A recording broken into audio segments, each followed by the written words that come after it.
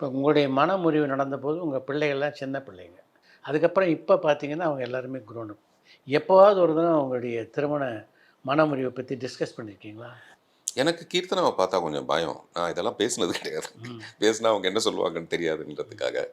அபி வந்து எனக்கு ரொம்ப க்ளோஸு. ம். அதனால அவங்க எனக்கு ரொம்ப சப்போர்ட்டிவாவே இருப்பாங்க. என் சன்னுகிட்டயும் நான் அந்த மாரி தான். அவரு என்கிட்ட ஒரு பெரிய டிஸ்டன்ஸ் வச்சிருப்பாரு.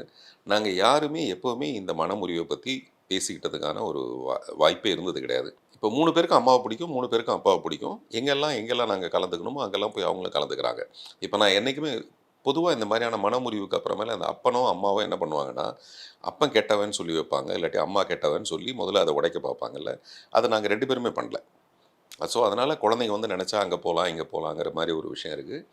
அப்புறம் இப்ப அவங்க பார்க்கும்போது, இப்ப அவங்க வாழ்க்கைய பார்க்குறாங்கல்ல, அப்ப தெரியுது டெஃபினட்டா இந்த மனமுறிவு நியாயம் தான்னு. இப்ப நம்ம சேர்ந்து இருக்கிறது 3 வருஷம் சேர்ந்து இருக்கிறதே பெரிய கஷ்டமா இருக்கும்போது, நாங்க 2 பேரும் கிட்டத்தட்ட 12 வருஷம் சேர்ந்து இருந்திருக்கோம். அதுக்குள்ள இருக்கிற நெறைய கஷ்டங்கள், விஷயங்கள்லாம் தாண்டி கூட இருந்திருக்கும். இப்ப அவ்வளோ பெரிய பொறுமை யாருக்குமே இல்ல. அதனால உண்மையிலேயே இவங்க பொறுமைக்காக இவங்களுக்கு கோயில் கட்டலாம் அப்படி நினச்சிட்டு இருக்காங்களோ என்னமோ தெரியல.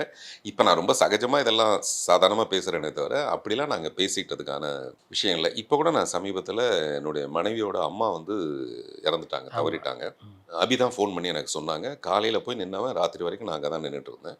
எல்லா ஏற்பாடும் நான் பண்ணிட்டு இருந்தேன். மறுநாள் கூட என்னுடைய மனைவி எனக்கு ஒரு மெசேஜ் அனுப்பிச்சாங்க.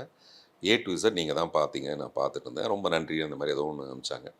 இந்த இடத்துல நான் என்னவா இருக்கணுமோ, அந்த இடத்துல நான் அதுவா தான் இருக்கேன். என்னுடைய மகளுடைய திருமணமோ, எதுவா இருந்தாலும் அவங்களுக்கு அவங்களுடைய இம்பார்ட்டன்ஸ் அதில இருக்கணும். இன்னைக்கு எங்க 2 பேருக்கும் மனசு வருத்தம்ங்கிறத தவிர, அதுக்கு பின்னாடி இருந்த மரியாதை எல்லாம் அந்த மரியாதை அப்படியே தான் இருக்கு. அந்த அன்பு அப்படியே தான் இருக்கு. அதில எந்த மாற்றமும் இல்ல. அதனால தான் இப்ப நீங்க சொல்ற மாரி இந்த காதல், கீதல் இதெல்லாம் சொன்னா இதெல்லாம் கண்றாவி என்னமோ வந்துகிட்டே இருக்கும் போயிட்டு இருக்குமே தவிர, அந்த மனைவிங்கிற அந்தஸ்து அவங்கள தவிர வேற யாருக்கும் நான் இதுவரைக்கும் குடுக்கல.